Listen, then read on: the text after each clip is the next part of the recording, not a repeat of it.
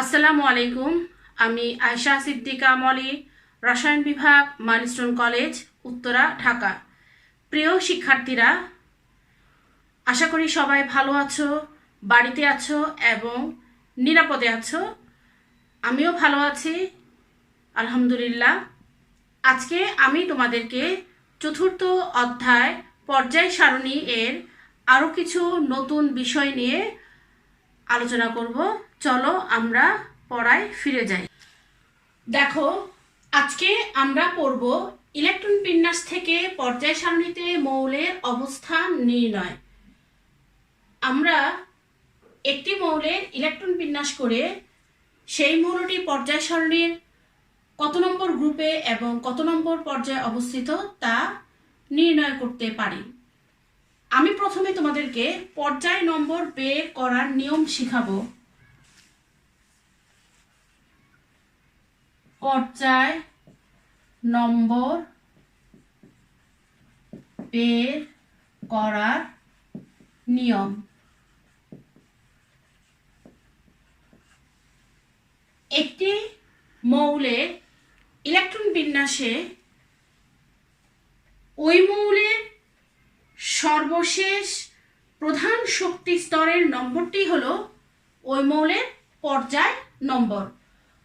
প্রধান শক্তি স্তরের নম্বরটি, সর্বশেষ প্রধান শক্তি স্তরের নম্বর। যেমন দেখো, আমরা ইলেকট্রন বিন্যাস করি, সোডিয়ামের ইলেকট্রন বিন্যাস করব আমরা 1s 2s 2p 3s1। এর সর্বশেষ শক্তি স্তরটি হলো 3, অর্থাৎ এর পর্যায় সমান সমান 3, অর্থাৎ সোডিয়াম 3 নং পর্যায়ের মৌল। আবার দেখো, ম্যাগনেসিয়ামের পারমাণবিক সংখ্যা 12, এর ইলেকট্রন বিন্যাস 1s2 2s2 2p6 3s2। এটিও সর্বশেষ শক্তি স্তর 3, এটি পর্যায় নম্বর, এর পর্যায় 3, অর্থাৎ ম্যাগনেসিয়াম তৃতীয় পর্যায়ের মৌল। আরও একটি দেখো, পটাশিয়ামের পারমাণবিক সংখ্যা 19, এর ইলেকট্রন বিন্যাস 1s2 2s2 2p6 3s2 3p6 4s1। এর সর্বশেষ শক্তি স্তরটি হলো 4, সুতরাং এর পর্যায় হবে 4, অর্থাৎ পটাশিয়াম 4 নং পর্যায়ের মৌল। আমি এখন তোমাদেরকে গ্রুপ নম্বর বের করার নিয়ম শিখাবো। গ্রুপ বের করার আবার কয়েকটি নিয়ম রয়েছে। প্রথমে দেখো, নিয়ম 1, কোনো মৌলের ইলেকট্রন বিন্যাস করার সময় যদি সর্বশেষ ইলেকট্রন s অরবিটালে যায়, তাহলে s অরবিটালে যে কতগুলো ইলেকট্রন থাকবে তার গ্রুপ সংখ্যা হবে তত। যেমন আমরা সোডিয়ামের ইলেকট্রন বিন্যাস করি 1s2 2s2 2p6 3s1। দেখো, সর্বশেষ ইলেকট্রন s অরবিটালে প্রবেশ করেছে। এখানে s অরবিটালে ইলেকট্রন সংখ্যা একটি, তাহলে তার গ্রুপ হবে 1। আবার দেখো, ক্যালসিয়াম পারমাণবিক সংখ্যা 20, এর ইলেকট্রন বিন্যাস 1s 2s 2p 3s 3p6 4s2। এর সর্বশেষ ইলেকট্রন s অরবিটালে প্রবেশ করেছে।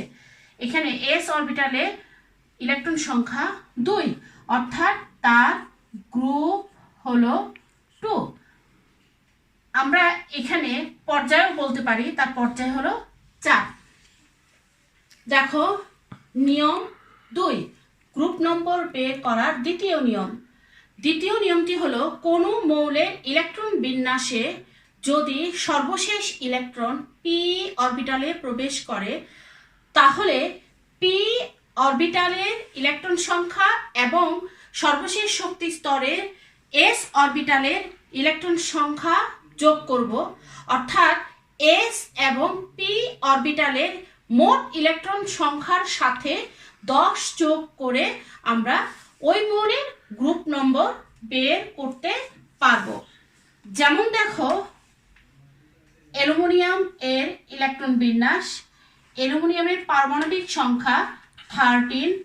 দেখো 1s 2s 2p 6 3s 2 3p1।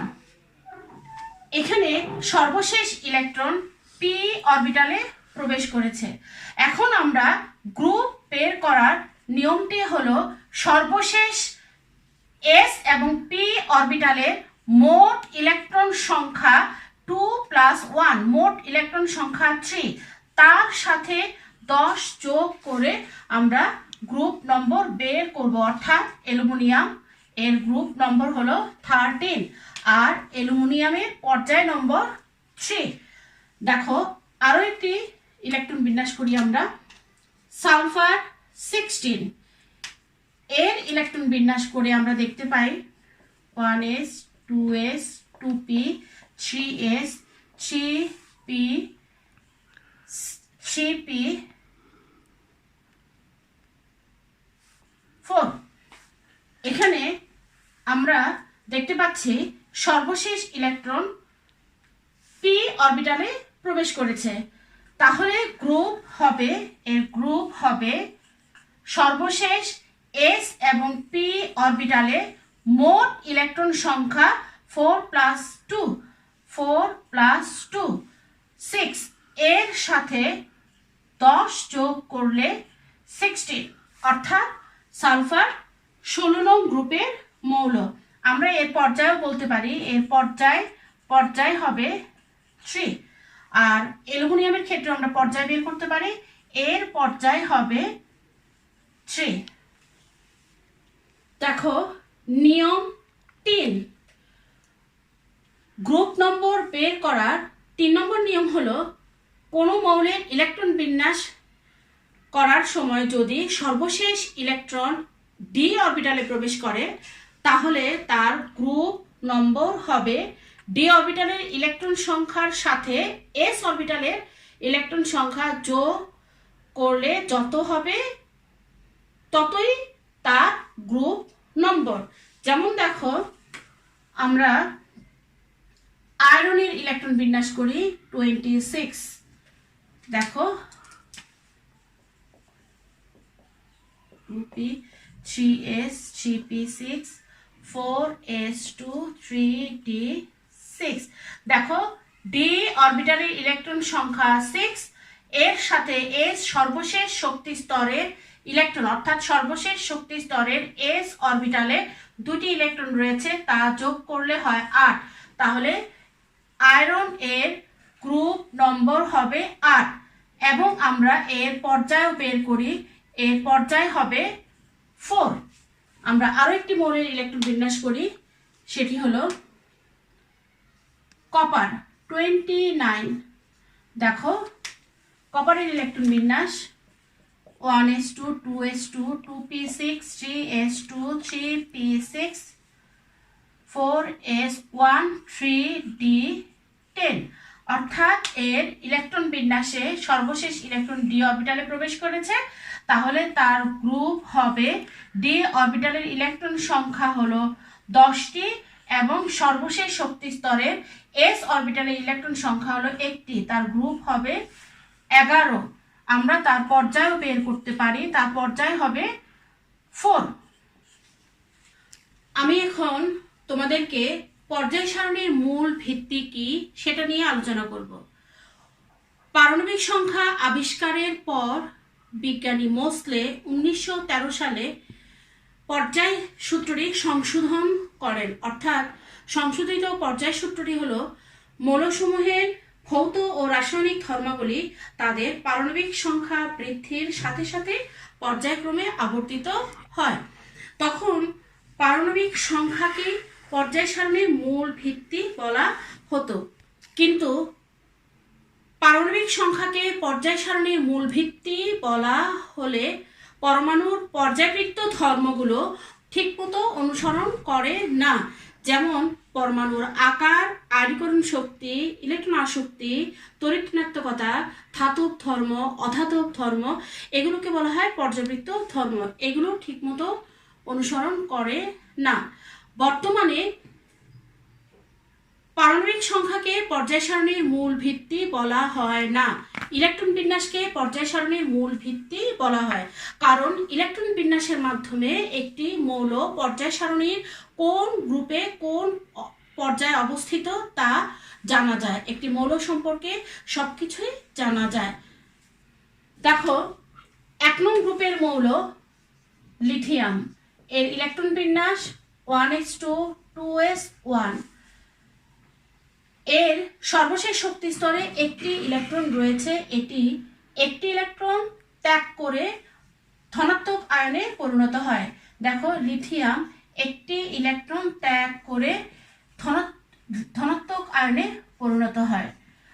আবার সোডিয়াম, দেখো, সোডিয়ামও 1 নং গ্রুপের মৌল 1s2 2s2 2p6 3s1। এর সর্বশেষ শক্তি স্তরে একটি ইলেকট্রন, অর্থাৎ এস অরবিটালে একটি ইলেকট্রন রয়েছে। এটিও একটি ইলেকট্রন ত্যাগ করে ক্যাটায়ন গঠন করে। অর্থাৎ 1 নং গ্রুপের প্রত্যেকটি মৌলের শেষ শক্তি স্তরে একটি ইলেকট্রন রয়েছে। এরা প্রত্যেকেই একটি ইলেকট্রন ত্যাগ করে ক্যাটায়ন গঠন করতে পারে। আবার 2 নং গ্রুপের মৌল ম্যাগনেসিয়াম, এর ইলেকট্রন বিন্যাস করি দেখি আমরা। 1s2 2s2 2p6 3s2। এর শেষ শক্তি স্তরে দুটি ইলেকট্রন রয়েছে। সুতরাং এই ম্যাগনেসিয়াম দুটি ইলেকট্রন ত্যাগ করে ক্যাটায়ন গঠন করে। আবার calcium 20 1s2 2s2 2p6 3s2 3p6 4s2। এর শেষ শক্তি স্তরে দুটি ইলেকট্রন রয়েছে। এটিও দুটি ইলেকট্রন ত্যাগ করে ক্যাটায়ন গঠন করে। আমরা যদি 17 নং গ্রুপের মৌলগুলোর দিকে লক্ষ্য করি, দেখো, ফ্লোরিন পারমাণবিক সংখ্যা 9, এর ইলেকট্রন বিন্যাস 1s2 2s2 2p5।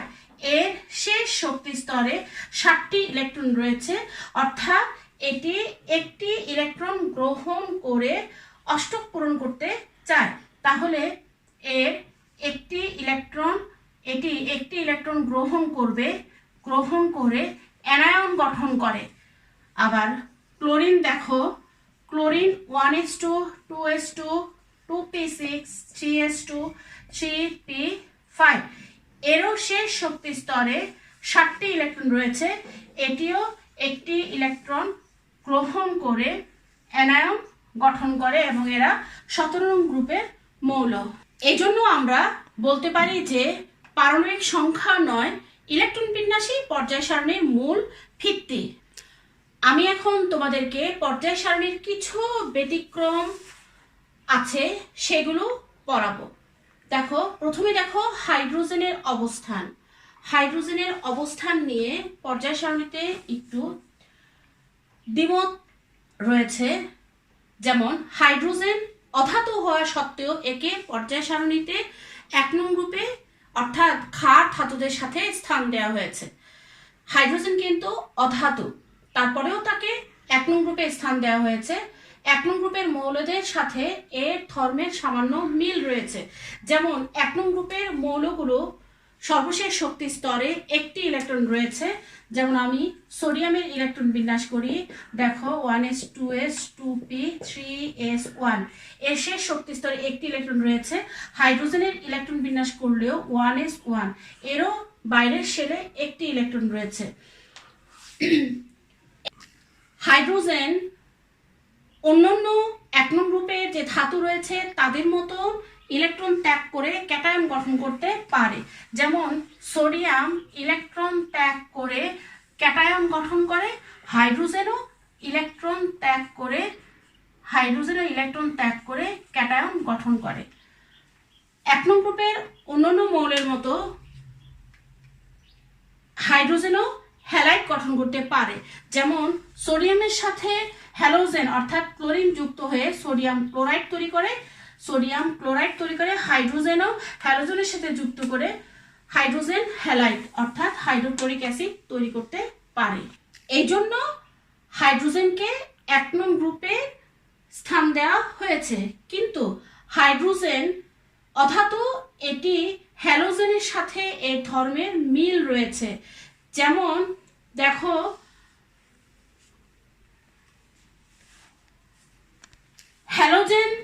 হ্যালোজেন মৌলগুলো দ্বিপরমাণু, যেমন ক্লোরিন, ফ্লোরিন, ব্রোমিন ইত্যাদি।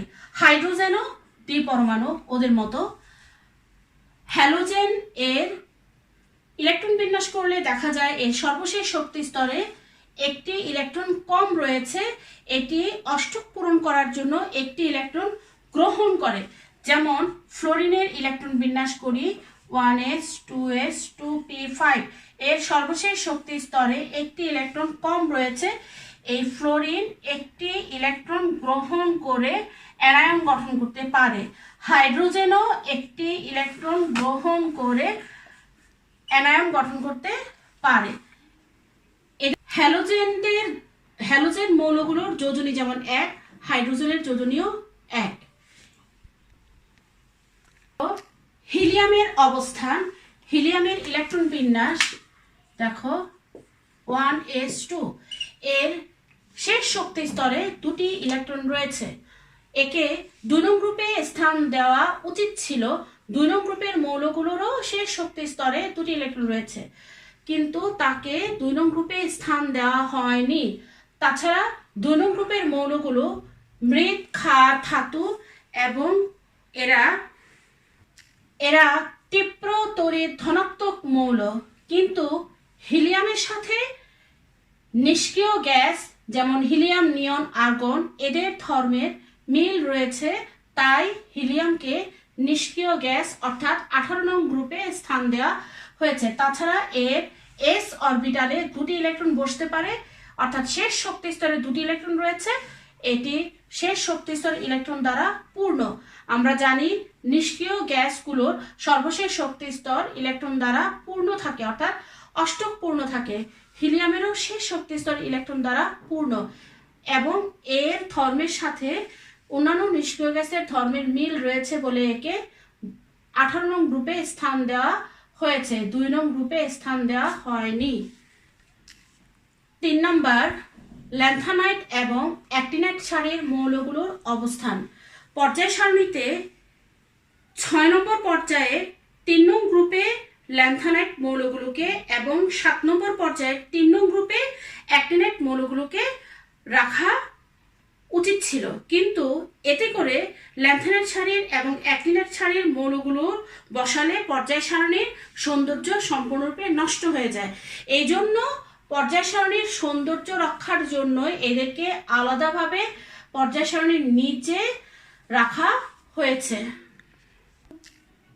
তাহলে প্রিয় শিক্ষার্থীরা, আমি আজকে যে বিষয়টুকু নিয়ে আলোচনা করেছি তোমরা বাড়িতে এগুলো মন দিয়ে পড়বে। আজকে এ পর্যন্তই। আল্লাহ হাফেজ।